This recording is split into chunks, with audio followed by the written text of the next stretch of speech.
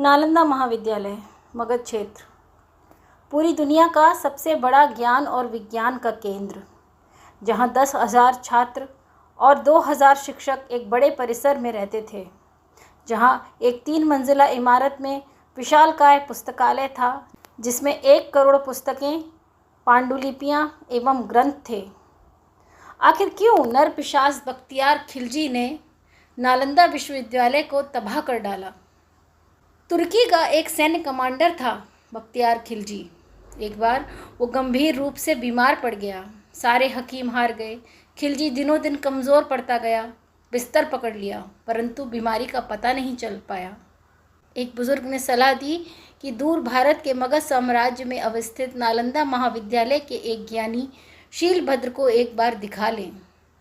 पहले तो खिलजी तैयार नहीं हुआ कि मैं ऐसे काफिर के हाथ से दवा नहीं ले सकता, मगर बीवी बच्चों की जिद करने पर झुक गया। शीलभद्र जी तुर्की आए। खिलजी ने उनसे कहा कि दूर से ही देखो, मुझे छूना मत, क्योंकि तुम काफिर हो और दवा मैं लूँगा नहीं।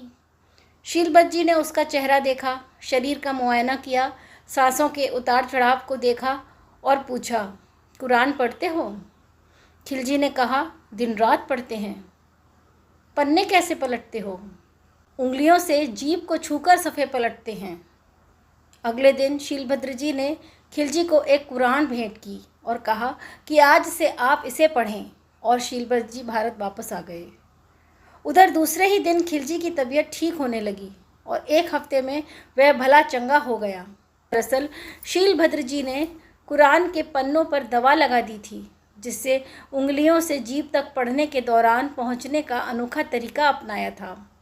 खिलजी अचंभित था, मगर उससे भी ज़्यादा ईर्ष्या और जलन से मरा जा रहा था कि आखिर एक काफिर उससे ज़्यादा काबिल कैसे हो सकता है।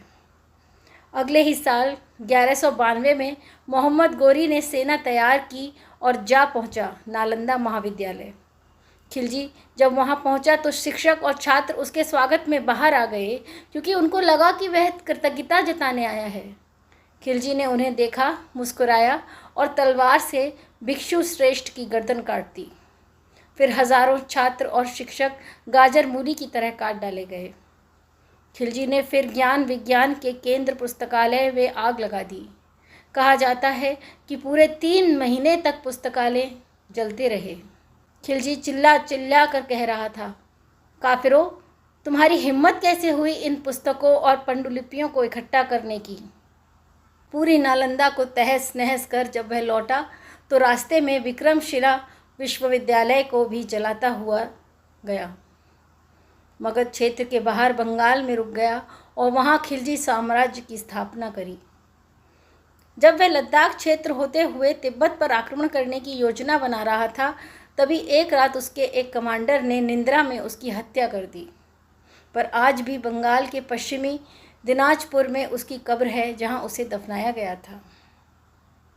तो दोस्तों, यह थी भारतीय बौद्ध भिक्षु शीलभद्र की शीलता, जिन्होंने तुर्की तक जाकर तथा धुतकारे जाने के बाद भी एक शत्रु के प्राण की रक्षा अपनी चिकित्सीय ज्ञान व बुद्धि कौशल से की।